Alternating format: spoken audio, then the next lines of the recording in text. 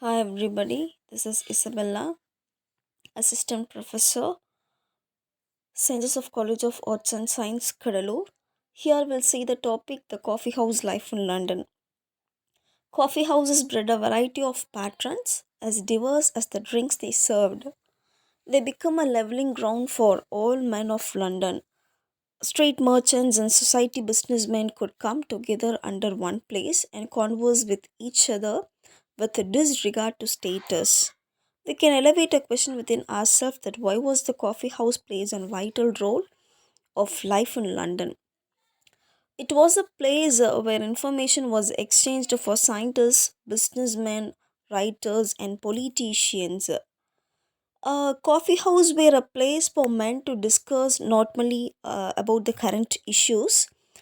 Topics discussed included politics, political scandals, daily gossip, fashion, current events, and debates. Coffee was probably introduced from Abyssinia into the Arabian Peninsula towards the end of the 15th century.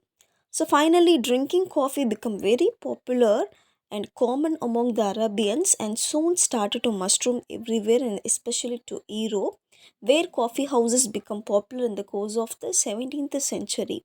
So in the city of the London, coffee houses were for the first time introduced in a days. In London alone, there were as many as 500 coffee houses.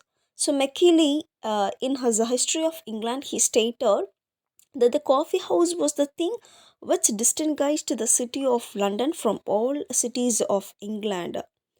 Those who on those period, those who wished to find a particular gentleman, they usually asked not whether he lived in a Fleet Street or Chancery Lane, but whether he frequented to Gratian or the Rainbow. There was no more partiality on those period because almost every man of the upper or middle class they frequented their favorite coffee house either more social contact or to transact business or both. People from different places, I mean people of different political creeds, religious beliefs and professions, they had their separate coffee houses. Thus, the Tories went to their favorite cocoa tree chocolate house, and the Whigs to St. James Coffee House. So, no doubt that politics was discussed or disputed with extraordinary heat and energy by the partisans who gathered in these places. That was the main thing as the learned literary men. Their favorite resort was Will's Coffee House, which is located between Covent Garden and Bow Street. Obviously, we can have a doubt what they discussed about. Obviously, literary topics like poetic justice, or the three classical unities were discussed at their meeting. And next one, it is said in the history that those days John Dryden was very much famous in the year 1685 because he was the most esteemed literary genius who visited this coffee house. Obviously, John Dryden, and he was in those days so famous a literary figure that one considered it a privilege to have a seat near him. It is said here that in winter, Dryden's seat in the coffee house was the warmest nook by the fire, but in summer it was in the balcony. And it is said here that smoking was very common in all the coffee houses and particularly at Will's. So Macaulay points out here that coffee rooms without exception incessantly recurred with the tobacco and casual visitors to these centers of social contact sometimes expressed their surprise that so many people should leave their own firesides to sit in the mid of so much smoke and stench. So another coffee house which was something like a rival to Wells was a Button's Coffee, which was located in Russell Street near Covent Garden. It was called so because it was founded by Mr. Button, who was an old servant of Joseph Edison.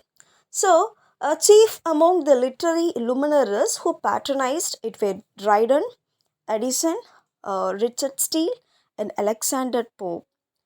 That Grecian coffee house, which stood in Excess Street near the Strand, was patronized by scholars and critics. So, here, the doctors of the city had their own favorite coffee houses. Dr. John Radcliffe, the doctor with the largest practice in England towards the end of the Restoration period, he used to come to the coffee house named Garaways. So during this fixed hour of his visit, he was very much in demand both by patients and as well as by a man of his own profession who wanted to seek his advice.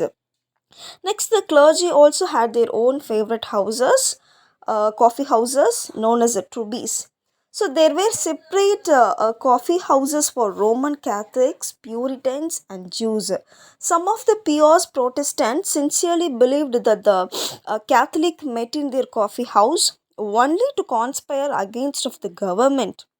So, a very remarkable thing about the Puritan coffee house was that swearing was totally banned there. And next, as I said before, a coffee house based centers of free discussion on all things. A government was feeling rather uneasy about their popularity. An attempt was made during Dundee's administration to close down all the coffee houses. The government also forced it to revoke the prohibition. So, however, more than a century later, during the French Revolution, the coffee houses became centers of heated discussion against the government's attitude. So, it had therefore no other option but to order the closure of all coffee houses in the city. So, finally, it was only many years after the Napoleonic Wars that the political climate became favorable for the revival. Thank you.